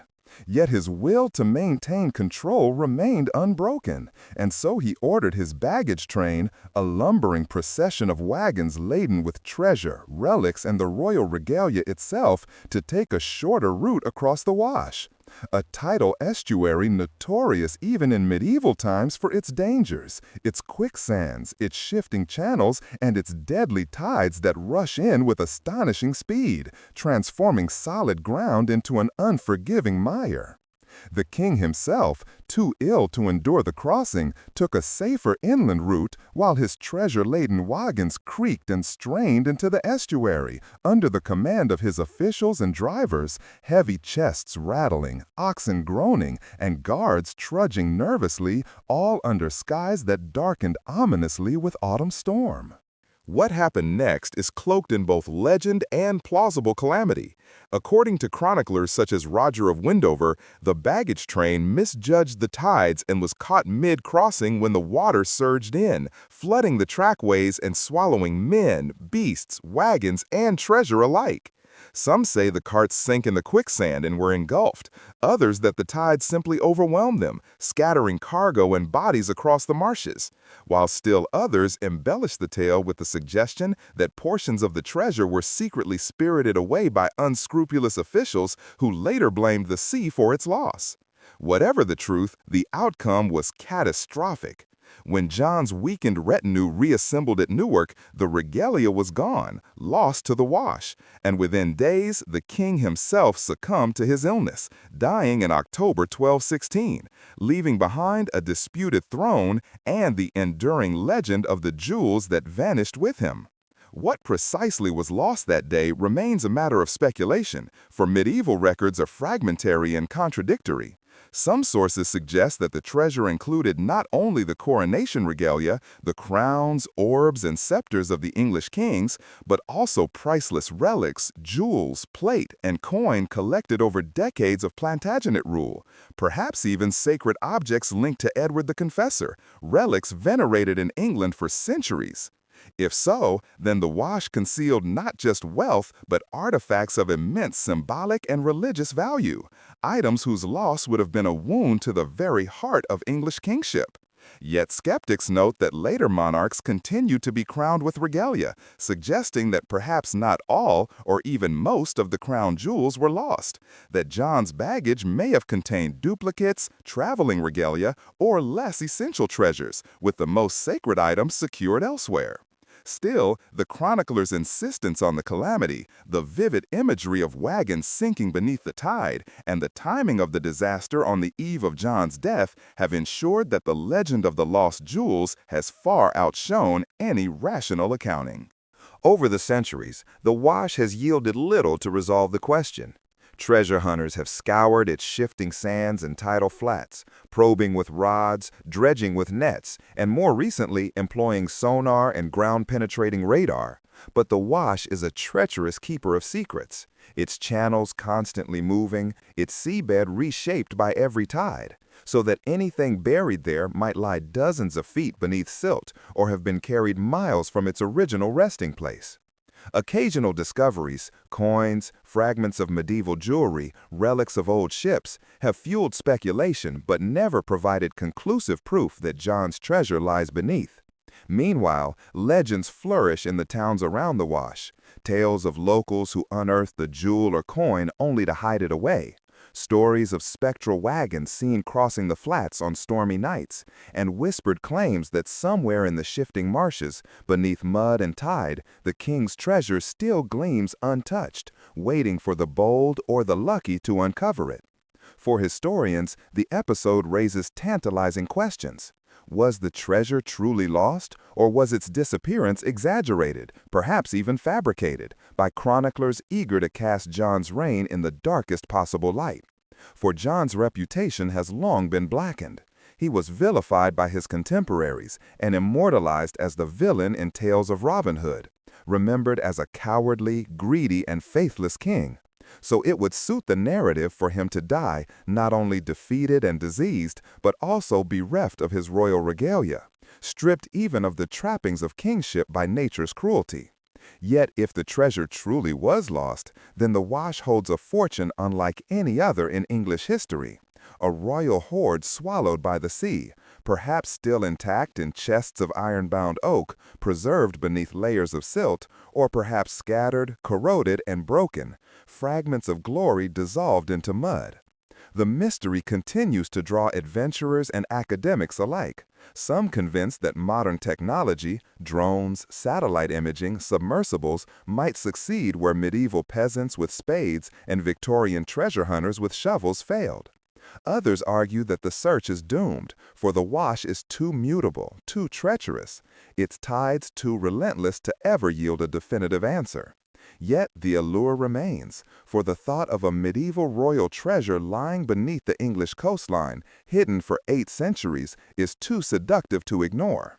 And so, like the shifting sands that conceal it, the legend of King John's lost crown jewels refuses to settle, a shimmering uncertainty that embodies the essence of historical mystery itself. Was it truly lost? Was it stolen? Or was it never there at all?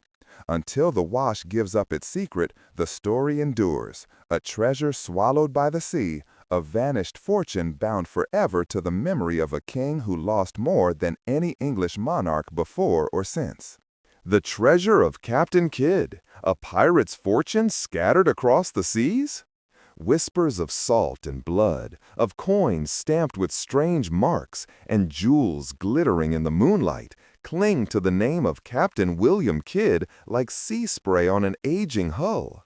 And even centuries after his death, the legend of his treasure still fuels the imaginations of treasure hunters, scholars, and dreamers alike. For in Kidd's tale lies the perfect blend of history and myth, the kind that makes men dig in forgotten sands and dive into storm-tossed waters as if some spectral hand is pointing them toward gold.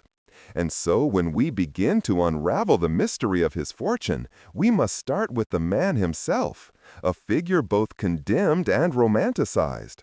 A Scottish-born seafarer who was no mere ruffian of the waves, but a licensed privateer commissioned by the English crown to hunt down pirates who preyed upon the merchant routes of the East. A man tasked with protecting the very trade that bound empires together. And yet, in a twist both cruel and fateful, he would be branded the very thing he was ordered to destroy: pirate, outlaw, and cursed captain of a ship heavy with secrets. His ship, the Adventure Galley, was built for pursuit, armed with 34 guns and crewed by men eager for plunder. Yet his commission was lawful. He was given authority to capture pirates and French ships, to defend English interests abroad. But the line between law and piracy, thin as a hair in the roaring waves, was easily blurred. And in Kidd's case, it may have been blurred by desperation, by mutiny, by the relentless hunger of his men, and perhaps by his own taste for fortune. He sailed across the oceans chasing prey, but soon the mission faltered. The crew mutinied, ships escaped, and provisions dwindled, until finally, whether out of necessity or temptation, Kidd struck at vessels he was not meant to touch, including the fateful Quedagh Merchant, a ship of immense value, carrying silks, gold, and riches bound for the powerful in India. This act sealed his fate. For though Kidd claimed the capture was legitimate, arguing the ship carried a French pass, which made it lawful prey under his commission, Others, including his political enemies in England, saw it as piracy. Now, weighed with treasure and betrayal, Kidd knew he was no longer a hunter, but the hunted. And so began the shadowy movements that would birth one of history's greatest treasure mysteries. As whispers claim, he buried part of his plunder in secret, concealing it along coasts and coves before he was finally betrayed, captured, and sent to England to stand trial. The execution of Captain Kidd in 1701 was as theatrical as it was grim. He was hanged at Execution Dock, the rope breaking the first time, leaving him writhing and struggling until a second attempt finally ended his life. His body later tarred and hung in a gibbet on the Thames as a warning to others who might take to piracy. But instead of extinguishing his legend, this gruesome display gave it eternal fuel. For people began to ask, what happened to the treasure of Captain Kidd, the hoard said to be worth untold fortunes, scattered across seas and shores? The Crown retrieved some of Kidd's known plunder, enough to justify the charges of piracy. But rumors swirled that much more remained hidden, buried in places far from prying eyes, guarded by the restless ghost of the man who once commanded the Adventure Galley. One of the most tantalizing pieces of evidence lies in the fact that Kidd himself, when desperate to prove his loyalty and perhaps barter for his life, revealed the existence of a cache on Gardiner's Island off the coast of Long Island, New York, a small fortune of gold, silver, and jewels he had entrusted to the Gardiner family, which was promptly seized by the authorities and shipped to England. Yet this discovery only fanned the flames of speculation, for if Kidd had hidden treasure in one place, what was to stop him from hiding it in many? And indeed, tales soon multiplied. Treasure buried on the shores of Long Island, coins secreted away along the Connecticut coast, jewels hidden on Caribbean islands, or even in the sands of Madagascar where Kidd once sailed. Oak Island in Nova Scotia, famous for its money pit, has long been linked to Kidd, with legends suggesting that his fortune lies beneath the labyrinth of shafts and traps, though skeptics scoff at the association.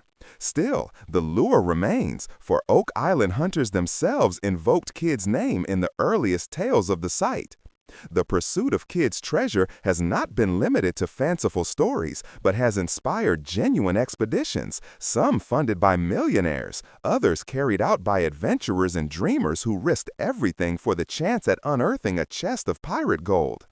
In the early 20th century, men dug across Long Island and the Caribbean, claiming to find coins or shards of evidence pointing toward Kidd.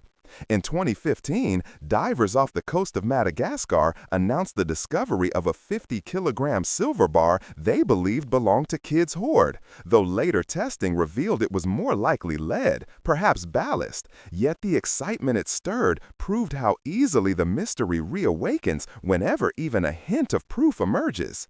Scholars argue over whether Kidd ever had a massive fortune at all. Some claim that the legend of his treasure was inflated by the Crown to paint him as a villain and justify his execution, while others insist that the missing riches from the Quedagh merchant and other captures were never fully accounted for, vanishing in ways that only burying or dispersal could explain.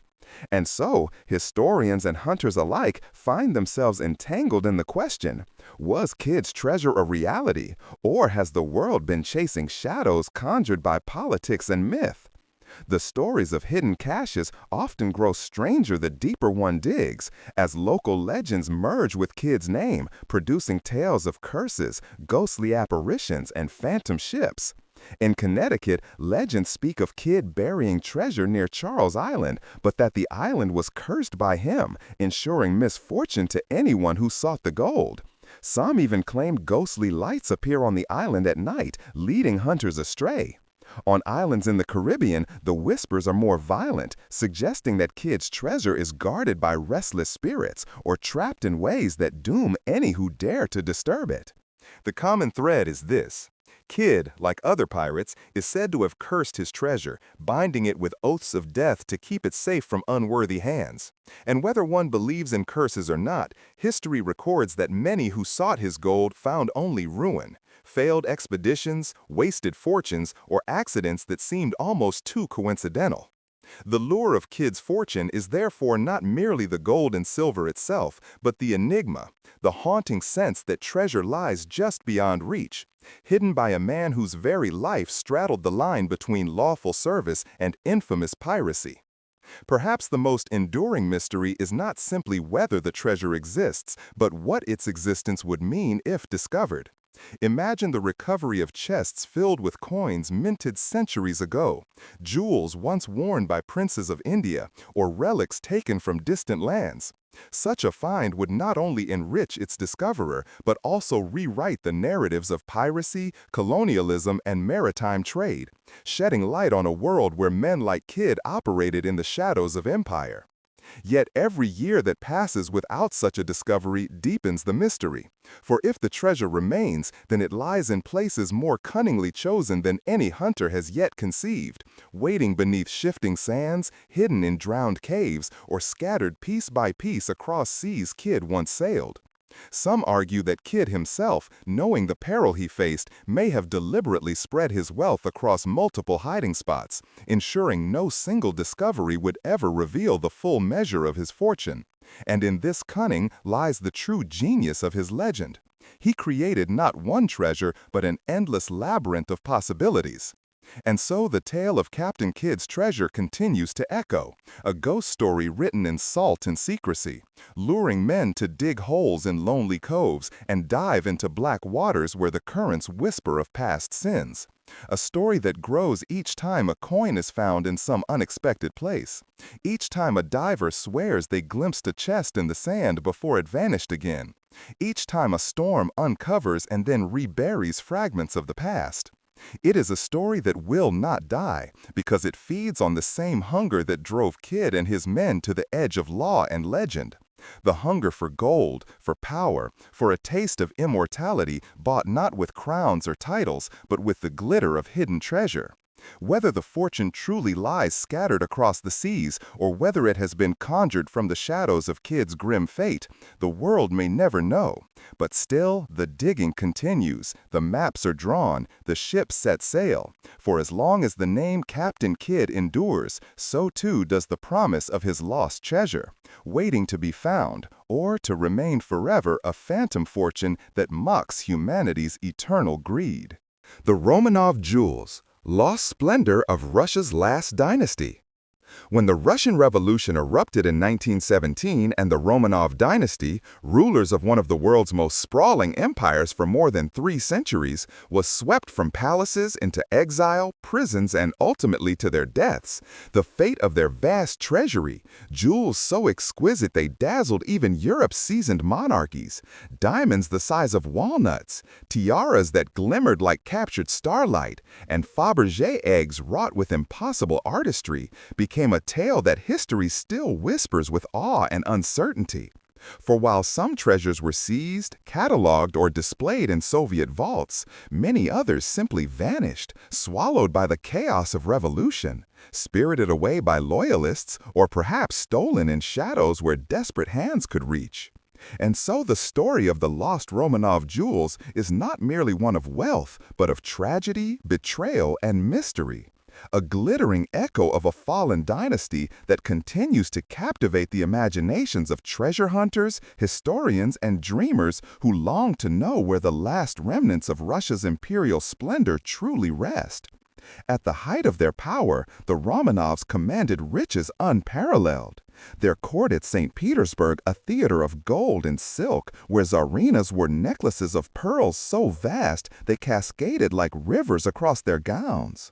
Where regalia set with emeralds, sapphires, and rubies announced to all the divine authority of their rule, and where artisans such as Peter Carl Fabergé created masterpieces, bejeweled eggs filled with hidden surprises, gifts exchanged at Easter like tokens of an empire's limitless indulgence, that have since become symbols of both magnificence and loss. When Nicholas II, the last Tsar, was forced to abdicate in March 1917 and the Bolsheviks seized power, these treasures became pawns in a game of survival and propaganda. Yet not all could be accounted for, and therein lies the mystery. Some vanished before inventories were made, some during the family's transfer from palace to prison, and some after their execution in Yekaterinburg, leaving behind tantalizing trails of rumor that stretch from the frozen Urals to the vaults of Europe's great banks. The Romanov jewels were not a single collection locked in one vault, but a sprawling array of riches scattered across Russia. The imperial regalia, including the famous imperial crown of Russia studded with nearly 5,000 diamonds. The personal collections of Tsarinas such as Alexandra Feodorovna, whose taste for sapphires and pearls was legendary. The priceless Fabergé eggs, of which 50 were made for the dynasty, each with hidden mechanisms and secrets, and countless rings, brooches, and coronation ornaments that together embodied centuries of wealth. The Romanov jewels were not a single collection locked in one vault, but a sprawling array of riches scattered across Russia. The imperial regalia, including the famous imperial crown of Russia studded with nearly 5,000 diamonds. The personal collections of Tsarinas such as Alexandra Feodorovna, whose taste for sapphires and pearls was legendary. The priceless Fabergé eggs, of which 50 were made for the dynasty, each with hidden mechanisms and secrets, and countless rings, brooches, and coronation ornaments that together embodied centuries of wealth. During the Revolution, some were hastily packed and smuggled abroad by members of the royal household and loyal retainers, hoping to preserve a fraction of the dynasty's fortune for a restoration that never came, while others were seized by Bolshevik commissars who recognized the value of jewels in funding their fragile new regime. The Bolsheviks created an institution known as Gokran to catalog and sell the Romanov treasures. And indeed, many items were auctioned in the West in the 1920s and 30s, dispersing crowns and diamonds into private collections. But the process was chaotic and incomplete, and even today, the gaps in those records hint at vanished riches that may have been stolen, lost, or hidden forever. The execution of the Romanov family in July 1918 deepened the mystery, for it is said that Alexandra and her daughters had sewn jewels into their corsets and clothing, hoping to smuggle them into exile. And when bullets rained in the Ipatiev house, some of those jewels acted as armor, deflecting shots in a grim and futile irony. Afterward, Bolshevik executioners reportedly pried diamonds, emeralds, and pearls from their corpses, yet rumors persist that not all were recovered, that in the confusion, some jewels slipped into cracks, buried in the earth of the Urals, or spirited away by guards and accomplices whose names have faded into shadows. In the decades since, stories have emerged like glints of light in dark water. A diamond necklace surfacing in a Paris auction house traced back to a Romanov exile. Fabergé eggs appearing mysteriously in private collections after being lost for decades. Or whispered tales of trunks smuggled out of Russia by loyal retainers like Anna Anderson's supposed supporters, who believed she was Anastasia, the lost Grand Duchess. In the 1920s, the British royal family was rumored to have helped safeguard jewels carried by surviving Romanov relatives, yet documents are ambiguous, leaving conspiracy theorists to wonder whether some portion of the crown jewels rests in English vaults. Other tales point to Switzerland, where discreet banks may still guard gems deposited by fleeing aristocrats, or to America, where collectors hungry for imperial relics may have quietly purchased items no historian has ever seen. One of the most enduring mysteries involves the so-called missing Fabergé eggs, for of the 50 created, only 43 are known today, while 7 remain unaccounted for, their existence tantalizing collectors who imagine them tucked away in dusty attics, misidentified in estates, or hidden deliberately by hands who knew their power. Each discovery, such as the 2014 revelation of a lost egg purchased at a flea market in the U.S. Midwest, proves the possibility that more remain out there, disguised by time and ignorance, waiting for someone to recognize their true worth. The Romanov jewels are also said to carry with them a curse, or at least a sense of doom, for the dynasty that wore them fell not in splendor but in blood, and many who sought to possess the jewels afterward met with misfortune. Stories tell of Soviet officials who embezzled diamonds only to die in disgrace, of collectors whose lives collapsed after acquiring imperial relics, and of hunters driven to ruin by the obsession of finding what may no longer exist. Yet the allure persists, for these jewels are not merely gold and stone, but fragments of a vanished world, symbols of opulence crushed by revolution, and to hold them is to touch the last glitter of a fallen empire. Museums today, such as the Kremlin Armory and the Hermitage, proudly display portions of the Romanov treasure, dazzling visitors with coronation crowns, scepters, and tiaras. Yet even these institutions admit their collections are incomplete, and the absences are as telling as the presence.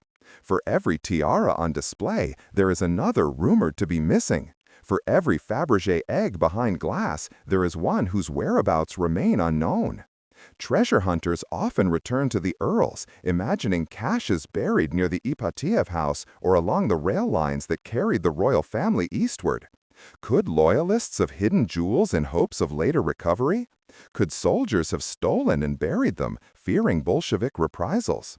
The shifting accounts of guards and witnesses fuel speculation that chests of Romanov wealth may still lie beneath Russian soil, guarded not by curses but by silence and secrecy. At the same time, some believe the greatest portion of missing jewels is not buried at all, but circulating quietly in private collections, passed from hand to hand with forged histories, sold in discreet auctions where only the wealthy and well-connected ever glimpse their sparkle. This shadow market keeps the mystery alive. For each new revelation, a tiara surfacing, a brooch identified, raises the question, how much more is hidden and where? Ultimately, the legend of the lost Romanov jewels is more than a treasure hunt. It is a reflection of the fall of a dynasty, a story where unimaginable wealth could not protect a family from bullets in a basement, and where even the brightest diamonds could not pierce the darkness of revolution. Yet it is also a story that refuses to die, for each missing egg, each vanished necklace, each whispered rumor of gems sewn into clothing or smuggled in trunks carries with it the tantalizing possibility of discovery. Perhaps even now, in some forgotten attic or buried vault, lies a casket of jewels that once graced the courts of St. Petersburg, waiting to be recognized, to bring into the light the lost splendor of Russia's last dynasty. Until then, the Romanov jewels will remain half history, half legend, a treasure both glittering and ghostly, lost but never forgotten, their absence as radiant as their presence once was, and their mystery eternal. The Nazi Gold Train, a phantom convoy of stolen wealth? In the dying days of World War II, when the Reich was collapsing under the relentless advance of the Allies and the Soviet Red Army surged toward Berlin, a rumor began to spread like wildfire. Whispered first in war-torn villages and then across decades, that a heavily guarded Nazi train laden with unimaginable wealth, gold bars, jewels, priceless art looted from across Europe, and even secret weapons, vanished somewhere in the labyrinthine rail tunnels and forests of Lower Silesia in what is today southwestern Poland. A story that has refused to fade even after more than 70 years, for it speaks to humanity's endless fascination with lost treasure and the shadows of history where greed, secrecy, and war converge. They call it the Nazi Gold Train, a phantom convoy said to have departed in the spring of 1945, rushing through the chaos as the Third Reich crumbled, its cargo representing the last desperate attempt by Hitler's loyalists to spirit away the plunder of Europe before it fell into enemy hands. And though no official records confirm its existence, the details that surface, often through fragments of testimony, wartime maps, or whispers of survivors, paint a picture too haunting to dismiss. The story begins with Project Rees, the vast underground complex of tunnels and bunkers carved into the Owl Mountains of Silesia by forced laborers.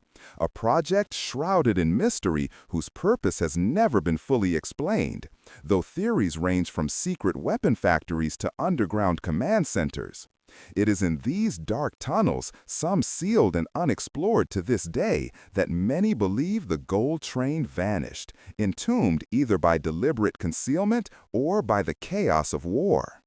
The legends describe the train as armored and heavily guarded, departing from Breslau, modern-day Wrocław, in the spring of 1945. Its wagons loaded with gold bullion taken from Polish banks, looted treasures from Jewish families, and art plundered from museums, destined either for Berlin or Austria, though it never arrived. Instead, somewhere along its journey, it disappeared. Some claim the train entered a tunnel near Wałbrzych and was sealed by explosives, others that it was hidden in an abandoned mine shaft or derailed and buried in a forest by retreating Germans who intended to recover it after the war. Adding to the mystery are stories that Nazi officials had detailed lists of valuables loaded onto the train, including paintings by old masters, crates of jewelry, and even the fabled Amber Room panels looted from Russia, though no such documents have ever been definitively verified. After the war, Soviet troops scoured the region, as did Polish authorities, but nothing was found. Or, more tantalizingly, perhaps something was found and concealed. The uncertainty fueled decades of speculation, and each generation of treasure hunters has returned to Silesia with new theories, ground-penetrating radars, and a fevered hope of striking the mother lode.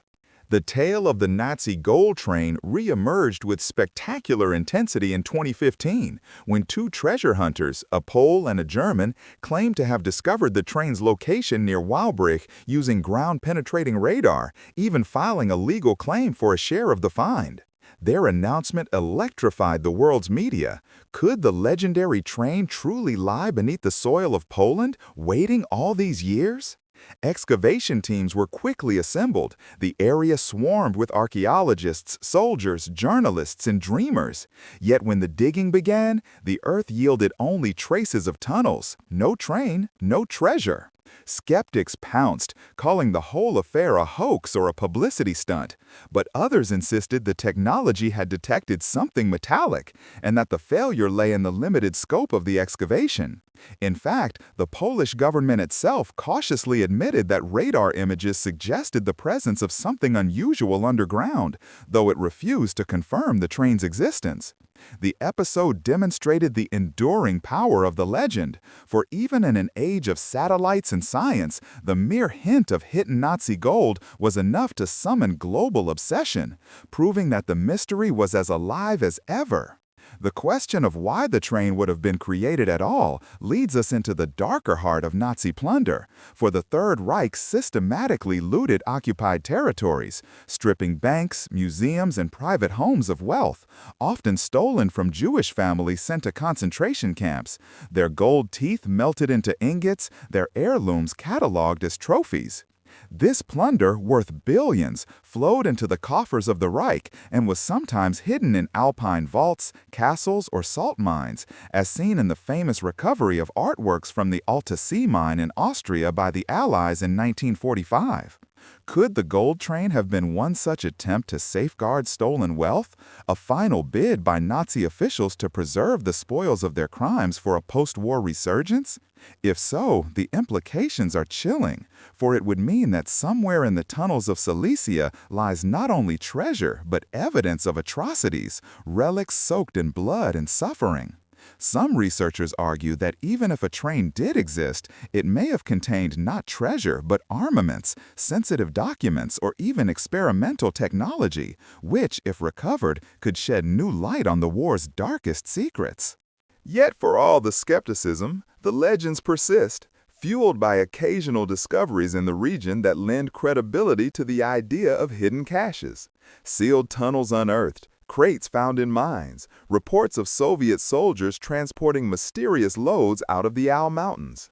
Some locals whisper that the Soviets did indeed find the gold train in 1945, but kept the discovery secret, transferring its contents to Moscow, where it remains locked in vaults, unacknowledged to this day.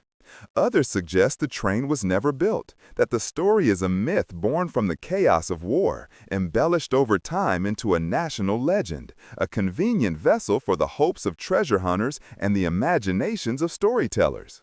Still, the persistence of the rumor, through official documents, survivor testimony, and modern technology, gives it weight. For if the gold train is purely fiction, why has it endured with such stubborn vitality, defying debunking for more than 70 years? At its core, the mystery of the Nazi gold train is not just about wealth, but about power, memory, and the way history conceals its darkest corners. To find such a train would be to recover not only bullion and paintings, but the physical remnants of a regime that sought to dominate the world through theft and violence, a treasure whose glitter is tarnished by the suffering of millions. And perhaps this is why the legend endures.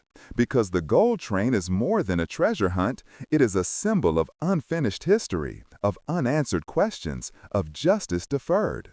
The tunnels of the Owl Mountains remain sealed in places, the maps incomplete, the testimonies contradictory, and until every stone is turned, the possibility remains that somewhere beneath the earth, in the silence of abandoned mines, a ghostly train still waits, its wagons filled with the stolen dreams of a continent, its iron wheels rusting in eternal darkness. Until it is found, or until the earth itself erases every trace, the Nazi gold train will haunt our imaginations, a phantom convoy that may or may not exist, but whose mystery is richer than any treasure could ever be. The tomb of Genghis Khan, a hidden mausoleum of untold riches. The Mongolian steppe stretches endlessly, a sea of rolling grasses broken only by rugged mountains and winding rivers. It is in this vast and untamed landscape that one of history's greatest mysteries lies buried, or so legend insists. Somewhere beneath the earth, perhaps hidden within a remote valley or sealed under a mountain, rests the tomb of Genghis Khan, the fearsome conqueror who forged the largest contiguous empire the world has ever known. If the stories are true, this mausoleum contains unimaginable wealth, gold, jewels, and the plunder of entire kingdoms. Yet for nearly 8 centuries, no one has found it. Despite relentless searching, advanced technology, and local legends, the final resting place of the Great Khan remains concealed, protected not only by geography and secrecy, but perhaps by deliberate misdirection and curses whispered across generations. What lies within this hidden tomb? Is it a treasure hoard beyond measure? Or does the enigma of Genghis Khan's burial signify something deeper, a deliberate erasure of a conqueror's material legacy? The tale of this lost mausoleum is one of myth, obsession, and eternal mystery. When Genghis Khan died in 1227, he left behind an empire stretching from the Pacific Ocean to the Caspian Sea, encompassing the shattered remains of dynasties and cities that once thought themselves eternal. Yet, despite his global dominance, his death was shrouded in secrecy. According to Mongol tradition, the burial of a great leader was not a public affair. Genghis Khan himself may have ordered that his resting place never be known, for reasons lost to time. Some say he wished to remain undisturbed by both enemies and descendants. Others claim he wanted to embody the steppe itself, merging with the land he had conquered from horseback. Whatever the truth, his body was taken by a small retinue of loyal warriors to a place unknown. The journey was brutal. Legend says that the escort killed every living being they encountered on the way, ensuring silence. After the burial, the soldiers themselves were executed to preserve the secret forever. In some versions, a river was diverted to cover the tomb, hiding it beneath flowing waters, or forests were planted over it to erase every trace. The layers of secrecy only deepen the intrigue. His grave, if it exists, was meant to vanish into nature's vastness, leaving no monument to mark its glory. For centuries, whispers persisted that the tomb contained not only the body of the Khan, but also a staggering wealth of plunder. Genghis Khan's armies had looted cities from Samarkand to Zhongdu, carrying away gold, silver, jewels, textiles, and sacred relics. These spoils, gathered from countless cultures, would have been interred with him according to ancient custom. Some accounts describe entire wagons of treasure being buried alongside their lord. Imagine the jewels of the Khwarezmian Shahs, the silks of China, the gold of Persia, the weapons of vanquished kings, all lying beneath Mongolian soil. Such a hoard, should it be discovered, would rival the tomb of Tutankhamun or the treasures of Chen Shi Huang.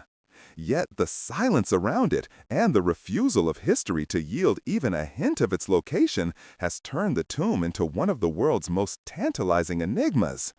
In modern times, this mystery has become an obsession for archaeologists, adventurers, and fortune seekers. Expeditions into Mongolia have been carried out for decades, often in vain. Soviet researchers during the 20th century sought the tomb, believing it might legitimize their presence in Mongolia or yield treasures of immense value.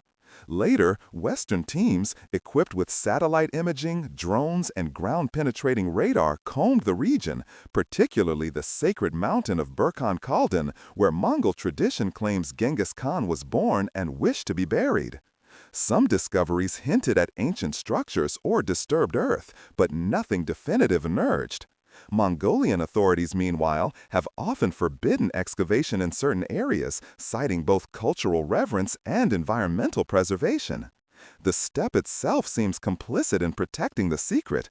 Vast, empty, and unyielding, it swallows all clues. Adding to the mystery are the curses woven into the narrative. Some locals believe that disturbing the Khan's tomb would bring disaster, not unlike the famous curse of the pharaohs in Egypt. The Mongols revered Genghis as both a man and a figure touched by heaven, chosen by the eternal blue sky to rule. To disturb his resting place might be to invoke the wrath of divine forces. Stories circulate of archaeologists who died suddenly, or expeditions that ended in tragedy when they strayed too close to sacred sites. Whether superstition or coincidence, these tales reinforce the idea that the tomb is meant to remain untouched, a forbidden treasure sealed by fate itself. Historians are divided on whether the tomb truly holds vast riches, or if its true significance lies elsewhere. Some argue that the Mongols, despite their vast conquests, valued mobility and simplicity. Perhaps the great Khan's burial was austere, in line with nomadic traditions, with little treasure interred.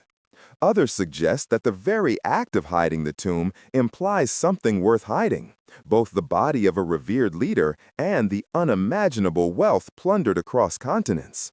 Still others believe the mystery itself is the treasure. By ensuring that his tomb would never be found, Genghis Khan secured his immortality in legend rather than stone. The search continues in whispers and cautious explorations.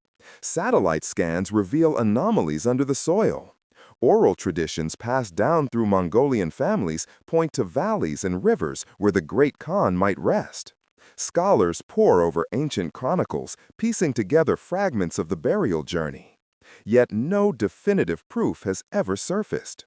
The tomb remains elusive, like a phantom at the edge of history's map.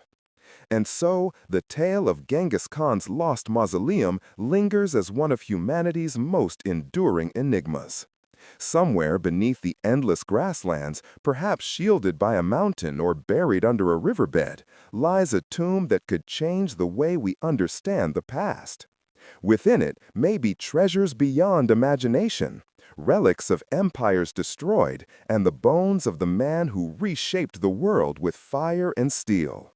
Or perhaps, when finally uncovered, it will reveal only silence, an empty grave, a deliberate void, meant to remind us that even the greatest conquerors vanish into the earth. Until then, the hidden tomb of Genghis Khan remains both a promise and a warning, a secret that binds the steppe, the sky, and the shadows of history in a mystery that refuses to yield.